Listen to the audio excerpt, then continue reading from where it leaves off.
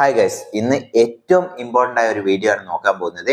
അതായത് ട്രംപ് രണ്ടാമത്തെ വട്ടം അമേരിക്കൻ പ്രസിഡന്റ് ആവുമ്പോൾ അദ്ദേഹത്തിന്റെ മനസ്സിൽ കുറെ ലക്ഷ്യങ്ങളുണ്ട്. അതെല്ലാം അദ്ദേഹം ഇപ്പോൾ ഓൺലൈനിലൂടെ അറിയിക്കുന്നുമുണ്ട്. അതായത് ഒന്നാമത്തെ പനാമ കനൽ സ്വന്തമാക്കും, രണ്ടാമത്തത് കാനഡേനെ മൊത്തം അതായത് ഫോഴ്സ്ഫുൾ ആയിട്ടാണെങ്കിലും അമേരിക്കന്റെ കൂടെ ചേരാൻ അതായത് ഉള്ള പദ്ധതികളെല്ലാം അദ്ദേഹം തയ്യാറാക്കിയിരുന്നു. മൂന്നാമത്തത് ഗ്രീൻലാൻഡിനെ മിലിറ്ററി ഉപയോഗിച്ചിട്ടാണെങ്കിലും അമേരിക്കന്റെ കൂടെ ചേർക്കും. നാലാമത് പറഞ്ഞിരിക്കുന്ന മെക്സിക്കോ. ഈ 4 സ്ഥലങ്ങൾക്കും അതായത് അമേരിക്കന്റെ കൂടെ ചേരാനുള്ള ഓപ്ഷൻസ് മാത്രമേ ഉള്ളൂ എന്നാണ് പറഞ്ഞിരിക്കുന്നത്. ഇതുകൂടാതെ മറ്റൊരു കാര്യം കൂടെ പറഞ്ഞിരിക്കുന്നത് നാറ്റോ സംഘടനയെ കുറിച്ചാണ്. അപ്പോൾ ഈ ഒരു പ്ലാനുകളും ഒക്കെ ആയിട്ടാണ് ട്രംപ് രണ്ടാമത്തെ വട്ടം വരുന്നത് അല്ലെങ്കിൽ മുന്നോട്ട് പോകുന്നത് എന്ന് വെച്ചാൽ ലോകം പല രീതിയിലുള്ള ക്രൈസിസിലോട്ടാണ് പോകാൻ പോകുന്നത്. അപ്പോൾ അതിനെക്കുറിച്ചാണ് നമ്മൾ ഇന്നത്തെ ഈ വീഡിയോ ഡീറ്റെയിൽ ആയി നോക്കാൻ പോകുന്നത്. വീഡിയോ ഇഷ്ടപ്പെടാനെ ലൈക്ക് ചെയ്യാൻ മറക്കരുത്. ഇപ്പൊ വീഡിയോയിൽ കിടക്കാം. അപ്പോൾ കഴിഞ്ഞ ഒരു 70 to 80 വർഷങ്ങൾക്ക് ശേഷം എന്ന് വേണമെങ്കിൽ നമുക്ക് പറയാം അമേരിക്കൻ ഹിസ്റ്ററിയിൽ ഇങ്ങനെ ഒരു അഗ്രസീവ് പ്രസിഡന്റ് വീണ്ടും വന്നത്. അഗ്രസീവ് പ്രസിഡന്റിനെക്കാട്ടിലും അതായത് ഇങ്ങനെ ഒരു എക്സ്പാൻഷൻ മൈൻഡ് സെറ്റ് ഉള്ളത്. അപ്പോൾ കഴിഞ്ഞ കുറേയുള്ള വർഷങ്ങളിലുള്ള പ്രസിഡന്റിനെ എടുത്തു നോക്കുകയാണെങ്കിൽ അവർക്ക് കൺട്രോൾ ചെയ്യണം, അമേരിക്ക ആയിരിക്കണം സൂപ്പർ പവർ.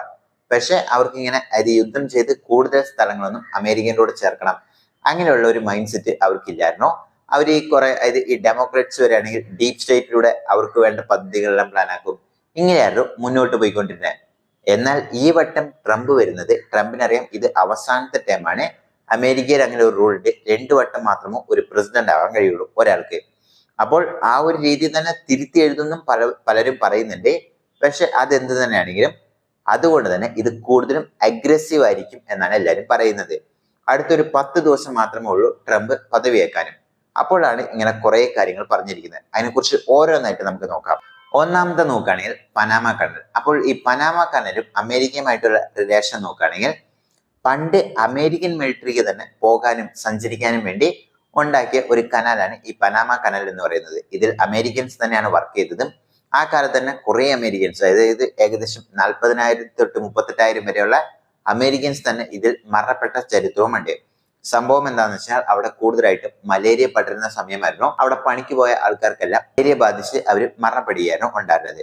പിന്നെ അതെന്തായെന്ന് വെച്ചാൽ ട്രൂമൻ എന്ന് പറയുന്ന അമേരിക്കൻ പ്രസിഡന്റ് എത്തിക്കഴിഞ്ഞപ്പോൾ അദ്ദേഹം പറഞ്ഞു അത് ഇനി നമുക്കിത് കൺട്രോൾ ചെയ്യേണ്ട ആവശ്യമില്ല. അതായത് അന്ന് അമേരിക്കയ്ക്ക് ഇത് നിർമ്മിക്കാൻ നല്ല എമൗണ്ട് ആയി. അതായത് ഇന്നത്തെ കണക്ക് വെച്ച് നോക്കുകയാണെങ്കിൽ ഏകദേശം 1 ട്രില്യൺ എമൗണ്ടോളം അന്ന് അമേരിക്ക ഇതിനു വേണ്ടി സ്പെൻഡ് ചെയ്തു. അതവിടെ നിൽക്കുമ്പോൾ ട്രൂമൻ പറഞ്ഞു അതായത് ഇത്ര ഡോളർ കണക്കിന് നിങ്ങൾ നിയന്ത്രിച്ചോ എന്ന് പറഞ്ഞ് പനാമയ്ക്ക് തന്നെ അത് തിരിച്ചു കൊടുക്കുകയായിരുന്നു ചെയ്തത്. പക്ഷെ ഇപ്പോൾ ട്രംപ് പറയുന്നത് എന്താണെന്ന് വെച്ചാൽ അതായത് അന്ന് ട്രൂമൻ ചെയ്ത എഗ്രിമെന്റ് തന്നെ തെറ്റാണ്, അതുകൊണ്ട് തന്നെ ഇത് നമുക്ക് തിരിച്ചെടുക്കണം. അത് മാത്രമല്ല അന്ന് ഇട്ട എഗ്രിമെന്റ് തന്നെ പനാമയും അതുപോലെ തന്നെ ലോകത്തുള്ള എല്ലാ രാജ്യങ്ങളും അതിനെ തെറ്റിച്ചിരിക്കുന്നു, ലംഘിച്ചിരിക്കുന്നു എന്നാണ് പറഞ്ഞിരിക്കുന്നത്. അതായത് ഇന്ന് പനാമ കനാലിൽ നമ്മൾ പോയി നോക്കുകയാണെങ്കിൽ അവിടെ കൂടുതലും റഷ്യൻ കപ്പലുകളും അല്ലെങ്കിൽ ചൈനീസ് കപ്പലുകളും, അതായത് ചൈനീസ് കപ്പലുകളാണ് കൂടുതലും അവിടെ കണ്ടുവരുന്നത് എന്നാണ് പറയുന്നത്. അപ്പോൾ അമേരിക്ക പറയുന്നത് അതായത് നമ്മുടെ ശത്രുവായ റഷ്യക്കും ചൈനയ്ക്കും വേണ്ടിയാണോ നമ്മൾ ആ കനാൽ അന്ന് അത്ര കഷ്ടപ്പെട്ടത്? അപ്പോൾ എന്തുകൊണ്ടാണ് നമ്മൾ അതുകൊണ്ട് ഫോഴ്സ്ഫുൾ ആയിട്ടും പനാമ കനാൽ ഇനി തൊട്ട് അമേരിക്കന്റെ കൺട്രോളിലോട്ട് വരുന്ന രീതിയിൽ നമ്മൾ ആക്ഷൻ എടുക്കും. ആദ്യം തൊട്ടേ ചർച്ച ചെയ്യും. ചർച്ച ചെയ്തിട്ട് അവർ വഴങ്ങിയില്ല എന്നുണ്ടെങ്കിൽ മിലിറ്ററി പരമായിട്ടുള്ള ആക്ഷൻ എടുക്കാനും ഞങ്ങൾ റെഡിയാണ് എന്നാണ് പറഞ്ഞിരിക്കുന്നത്. ലിറ്ററലി പറയുകയാണെങ്കിൽ യുദ്ധത്തിനും റെഡിയാണെന്ന്. ഇനി രണ്ടാമത്തെ കാര്യത്തിലോട്ട് കിടക്കാം, അതായത് കാനഡ. കാനഡയും അമേരിക്കയും നോക്കുകയാണെങ്കിൽ അതായത് ഒരേ കോണ്ടിനെന്റിലുള്ള ആൾക്കാരായതുകൊണ്ട് തന്നെ അതായത് ഈ ട്രൂഡോ വന്നതിന് ശേഷം കുറെ ജിയോ പൊളിറ്റിക്സിലുള്ള മാറ്റങ്ങളും ഇന്ത്യയുമായിട്ടുള്ള പ്രശ്നങ്ങളും അങ്ങനെ ഈ കാനഡ കഴിഞ്ഞ 2 വർഷമായിട്ട് ഒരു ഹോട്ട് ടോപ്പിക്കായി ചർച്ചാ വിഷയമായി തന്നെ നിന്നിരുന്നതാണ്. ഇപ്പോൾ ട്രംപ് പറഞ്ഞിരിക്കുന്നത് 51ാമത്തെ സ്റ്റേറ്റ് ആയിട്ട് കാനഡ ഞങ്ങളുടെ കൂടെ ചേരുകയാണെങ്കിൽ ഞങ്ങൾ സാങ്ഷൻസ് ഇമ്പോസ് ചെയ്യില്ല. ഇൻ കേസ് നിങ്ങൾ അത് ചേരാൻ മടിയാണ് എന്നുണ്ടെങ്കിൽ ഞങ്ങൾ സാങ്ഷൻസ് ഇമ്പോസ് ചെയ്യും.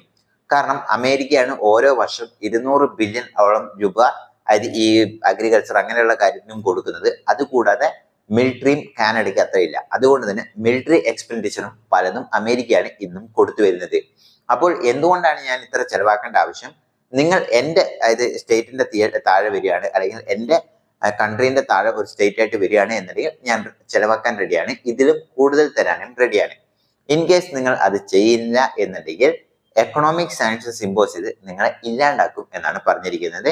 മിലിറ്ററി പരമായിട്ട് ഞാൻ ആക്ഷൻ എടുക്കുമെന്ന് പറഞ്ഞില്ല, എക്കണോമിക് സാങ്ഷൻസിലൂടെ തന്നെ കാനഡനെ മൂന്നാമത്തത് ഗ്രീൻലാൻഡ്. ഗ്രീൻലാൻഡും അമേരിക്കയുമായിട്ട് എന്താ പ്രശ്നം എന്ന് വെച്ചാൽ, പണ്ട് അമേരിക്ക ഇവിടെ ഒരു എയർബേസ് ഒക്കെ ഉണ്ടായിരുന്നു, അതായത് മിലിറ്ററി ബേസ് ഒക്കെ ഉണ്ടായിരുന്നു. അന്ന് തൊട്ട് ഈ ഗ്രീൻലാൻഡ് പ്രത്യേകത എന്താണെന്ന് വെച്ചാൽ ഏകദേശം 80% ഇവിടെ വന്നിട്ട് ഐസാണ്. ഈ ഐസ് എല്ലാം തന്നെ ഉരുകി കഴിഞ്ഞ് കഴിഞ്ഞാൽ നമ്മുടെ കേരളം ആയിക്കോട്ടെ, തമിഴ്നാട് ആയിക്കോട്ടെ, ഇങ്ങനെയുള്ള കോസ്റ്റൽ റീജിയനിലെ എല്ലാ സംസ്ഥാനങ്ങൾ, ഇന്ത്യയിലും ആയിക്കോട്ടെ, ഇന്ത്യയുടെ പുറത്തുള്ള പല രാജ്യങ്ങളിലും ഇല്ലാണ്ടാവും. അപ്പോൾ ട്രംപ് എന്തുകൊണ്ടാണ് ഈ ഗ്രീൻലാൻഡ് എടുക്കണമെന്ന് ആവശ്യപ്പെടുന്നതെന്ന് വെച്ചാൽ, അതുകൊണ്ട് തന്നെ അവിടെ നമ്മൾ എക്സ്പ്ലോർ ചെയ്യുകയാണെങ്കിൽ ലിഥിയം, അതായത് ഈ ബാറ്ററി ഉപയോഗിക്കുന്ന ലിഥിയം, പെട്രോളിയം, ഇങ്ങനെ പല യൂസ്ഫുൾ ആയ മെറ്റൽസും മിനറൽസും കിട്ടുന്നതുകൊണ്ട് തന്നെ അത് അമേരിക്കൻ എക്കണോമിക്ക് ഒരു ബൂസ്റ്ററാണ്.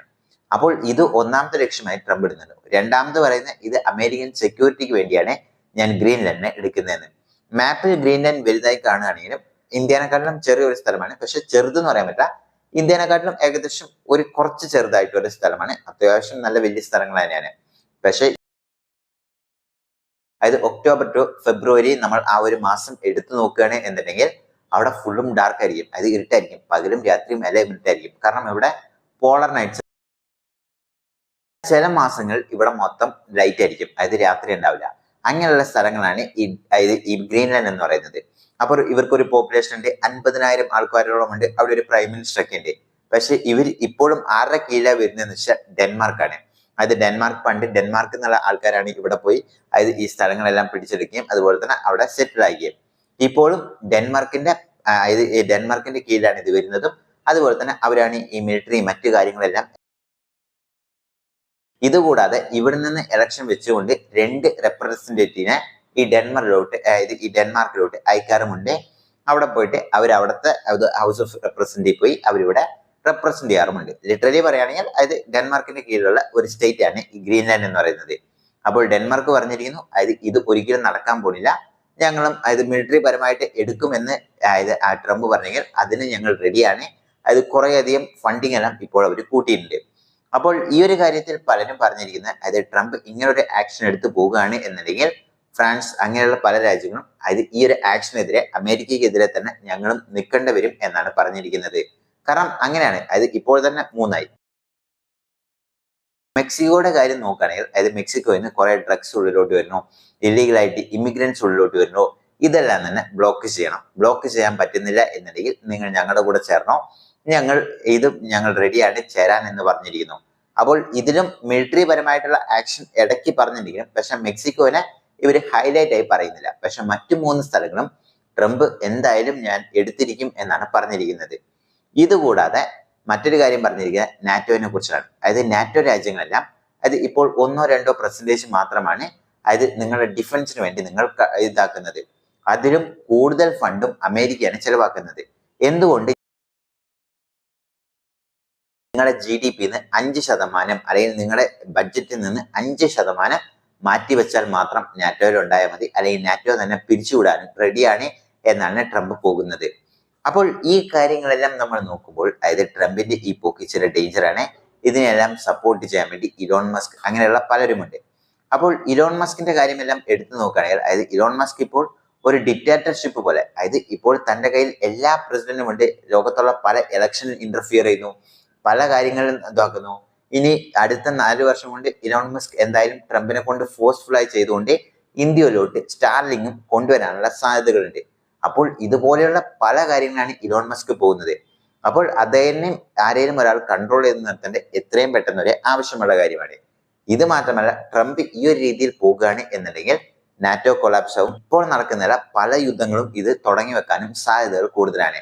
ഇപ്പോൾ അതായത് ഈ ഗ്രീൻലാൻഡ്, ഡെൻമാർക്ക് ഇങ്ങനെയുള്ള രാജ്യങ്ങളെല്ലാം ഇപ്പോൾ അമേരിക്ക ഇങ്ങനൊരു ആക്ഷനുമായി വരികയാണെങ്കിൽ അവർക്ക് സഹായം തേടിയെത്താനോ അല്ലെങ്കിൽ ഈ നാറ്റോ രാജ്യങ്ങൾക്ക് മൊത്തം കൂടെ അടിച്ചു കഴിഞ്ഞാലും അതായത് അമേരിക്കനെക്കാട്ടിലും ശക്തിയൊന്നും അവർക്ക് വരുമോ എന്നുള്ള ഡൗട്ടാണ്. അത് വേണമെങ്കിൽ ഒന്ന് ഡിലേ ആക്കാം, ഇപ്പോൾ റഷ്യ-യുക്രൈൻ വാർ പോലെ. പക്ഷെ ഇതിൽ അമേരിക്കയുമായിട്ട് ഏറ്റുമുട്ടാൻ ഇപ്പോഴും ശക്തിയുള്ള ഒരു രാജ്യമുണ്ടെങ്കിൽ അത് റഷ്യ തന്നെയാണ്. ചൈന ഉണ്ട് എന്ന് പറഞ്ഞെങ്കിലും ചൈനയ്ക്ക് അത്ര എക്സ്പീരിയൻസോ അല്ലെങ്കിൽ അത്രമാത്രം ഓൺ പേപ്പറിൽ മാത്രമേ ഉള്ളൂ. ഓഫിൽ വരുമ്പോൾ അവർ വളരെ വീക്കാണ്. അതുകൊണ്ട് തന്നെ ഇവർക്ക് അപ്പോൾ ഇങ്ങനൊരു ആക്ഷനുമായിട്ട് മുന്നോട്ട് പോവുകയാണ് എന്നുണ്ടെങ്കിൽ ട്രംപിന്റെ ഫുൾ ശ്രദ്ധയും അവിടെയായിരിക്കും. ചൈനയ്ക്ക് ഇതിൽ നിന്ന് ഒരു എസ്കേപ്പ് ഉണ്ടാവും. അതായത് ട്രാഫിക് എല്ലാം ഇൻക്രീസ് ചെയ്ത് കഴിഞ്ഞാലും ചൈനയ്ക്ക് ഇവിടെ തായ്വാനും ഇന്ത്യയുമായിട്ടുള്ള പ്രശ്നങ്ങൾ ചൈനയ്ക്ക് വലിയ രീതിയിലുള്ള കാര്യങ്ങളൊന്നും നോക്കേണ്ട ആവശ്യമുണ്ടാവില്ല. കാരണം ട്രംപ് ആ കാര്യത്തിൽ ബിസി ആയിരിക്കും എന്ന് ചൈനയ്ക്ക് നല്ലവണ്ണം അറിയാം. അപ്പോൾ ഈ ഒരു കാര്യം എന്ത് തന്നെയാണെങ്കിലും നാറ്റോ രാജ്യങ്ങൾ പലരും പറഞ്ഞിരിക്കുന്നത് ഇങ്ങനെ പോകുകയാണെങ്കിൽ എക്സ്പാൻഷൻ മൈൻഡിലൂടെ പോകുകയാണെങ്കിൽ നാറ്റോ രാജ്യങ്ങൾ തന്നെ അമേരിക്കയ്ക്കെതിരായി നിൽക്കേണ്ടി വരും എന്നാണ് പറഞ്ഞിരിക്കുന്നത്.